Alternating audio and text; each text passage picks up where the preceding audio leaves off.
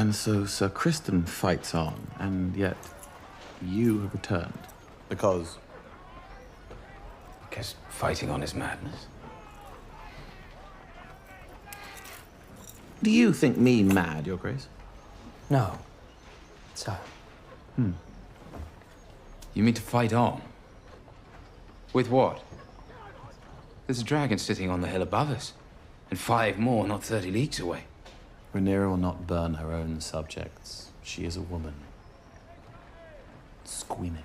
When the usurper's host comes here, we will fight on our terms, on our ground. We have the clear advantage. Meanwhile, we are turning King's Landing against that overweening. Little by little, bite by bite. Exposing her as weak and unsuited to rule. The great houses cannot but come to our side. Have any yet come? The patient hunter gets the kill. Have you forgotten already the doom that hangs over you? We have the clear advantage. We are exposing her as weak and unsuited to rule. Little by little, bite by bite. I cannot let this go unanswered. We must do what we should have done in the first. Burn the villains out. Wait but a while longer. At what cost? On your guard!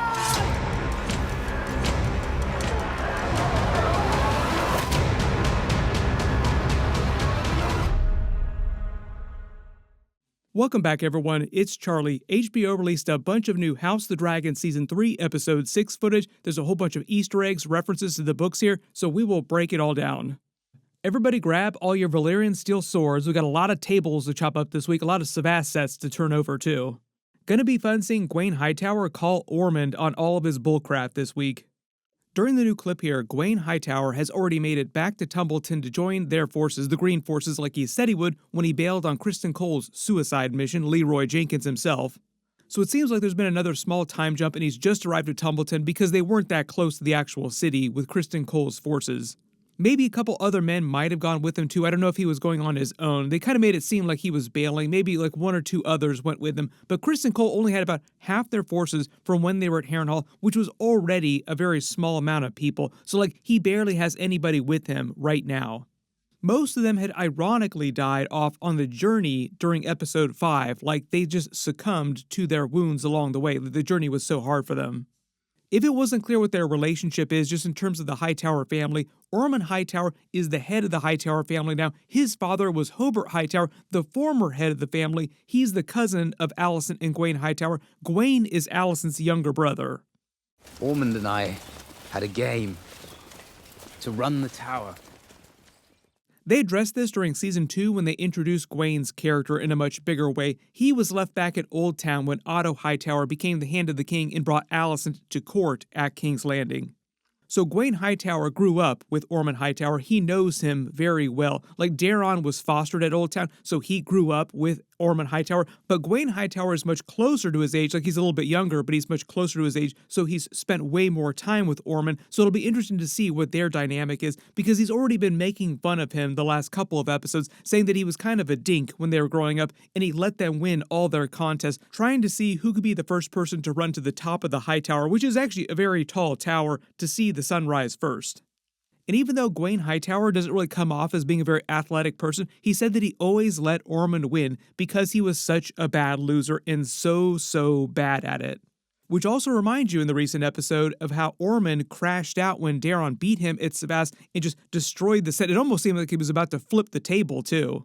This is probably not the first time something like this has happened because we also saw him crash out when he got the note saying that Aemond and Vhagar weren't coming and tried to chop the table in half with his Valyrian sword, Vigilance. And it kind of seems in this new clip like he's about to crash out too when Gwaine Hightower pokes a real big hole in all of his overconfidence here. So when you look at all of his deficiencies, you kind of wonder if Ormund Hightower isn't as clever as he makes himself out to be, and he's just very lucky at different points. Kind of sounds like something's wrong with Ormund. Maybe he's suffering from low testosterone. Somebody get that guy tested. Speaking of which, thank you to Hone Health for sponsoring this video. Every dude who is not a superhero or an Omega level mutant starts noticing some changes in their body as they get older. Energy, gym progress, mood, sleep, libido. Get tested, get treated, get results. Hone Health handles the whole thing. You get tested, a real physician reviews your results and builds a plan. TRT, peptides, sexual health, hair loss, supplements, and it's shipped directly to your door. HSA, FSA eligible. One test covers 50 plus biomarkers like heart, hormone, thyroid health, and more, so you actually know what's going on with your body and you're not just guessing. Then an actual doctor reviews it with you, builds a plan, not just a report dropped in an app. They can help you with plans including everything from TRT, peptides, sexual health, hair loss, and supplements, whatever works best for you. All doctor prescribed based on your results once you get tested. So go get tested, get treated, and get back to looking and feeling 110%. The actual testing takes place in a proper medical lab, so everybody get your tests for $65 using my link in the video description below. I'm not a doctor personally, but Hone Health will connect you with a real licensed physician who will walk you through the benefits and risks before you start doing anything. But the idea here is that Ormund Hightower is explaining the situation to Gwaine and his plan to crown Daeron, so it sounds like Gwaine has just literally arrived at the city gates, like, okay, so you're here, this is what's going on. Ormund Hightower is overconfident in his plot to destabilize Rhaenyra inside King's Landing, which he's explaining to Gwaine, with the current plot to incite a riot with the small folk using the new Gold Cloaks murder plot, pushing Rhaenyra to get more paranoid with this Perkin the Flea character, or he might be Perkin the Flea. That's the big theory right now, who is a big character from the books. Ormund is trying to create a situation where Rhaenyra gets more paranoid and causes the small folk to retaliate against her, basically turning it into a self-fulfilling prophecy when really the small folk aren't responsible for all the stuff that's happening. I bet Ormund Hightower even created the graffiti about the bastards. He's probably behind that too. Ormund is also overconfident in their current ability to use the city of Tumbleton to defend against Daemon's army of Rivermen and Winter Wolves who are on their way, and their multiple dragons that they have. Way more dragons that the Greens have. Even if you don't count Rhaena and Sheepstealer, they have at least Caraxes, Syrax, the 3 Dragonseeds, as far as we know right now, Vermithor, Silverwing, and Seasmoke, and Balin Moondancer, for a total of 7 dragons to Daeron's 1, Tessarion, who's barely able to fight. Tessarion is the current smallest living dragon that's able to fly into battle at all. And she is a fantastic dragon. I'll take note to Tessarion's slander, the Blue Queen. It's a bummer that she doesn't breathe blue flame like she does in the books. Maybe they just didn't want to spend the money on blue flame, or maybe they're just saving that for later this season.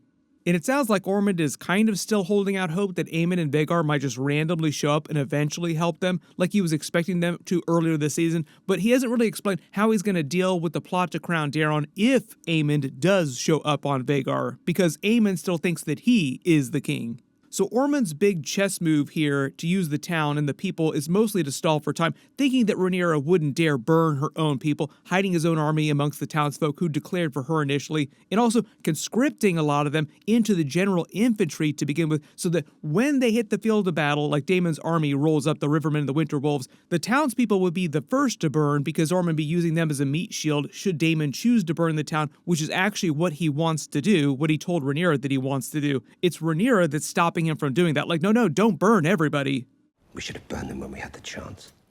But in the clip here, it really sounds like Ormund is actually banking more on the great houses all turning against Rhaenyra and siding with his plan to crown Daeron the new king should Aemond not show up. In the funny moment, obviously, of Gwaine making Ormund admit that none of the great houses support them right now, and he's kind of just living on his own hype right now. So it's all just smoke and mirrors trying to out-scheme Rhaenyra and Daemon until something big comes along that he's waiting for. And even though we're making fun of Ormund here, it's actually kind of working on Rhaenyra. Like, she's slowly going crazier and crazier and becoming more and more paranoid, but it wouldn't work on Daemon once he does eventually show up with his army. Like, that's the idea, is that he seems like the sensible one out of the two of them, him and Rhaenyra, which is actually a very weird situation, and usually it's flipped in previous seasons. Rhaenyra was the sensible one, Daemon was the wild one. You know you're in trouble when Daemon is the sensible one of the two of you. So the really big idea in episode 6 is that Ormund's going to have to come up with some other way of beating or stalling Daemon's army of Rivermen and Winter Wolves, which it sounds like he'll discover by the end of episode 6, helping the Greens actually turn the tide in the war, that things become more even and they start to have a real chance again.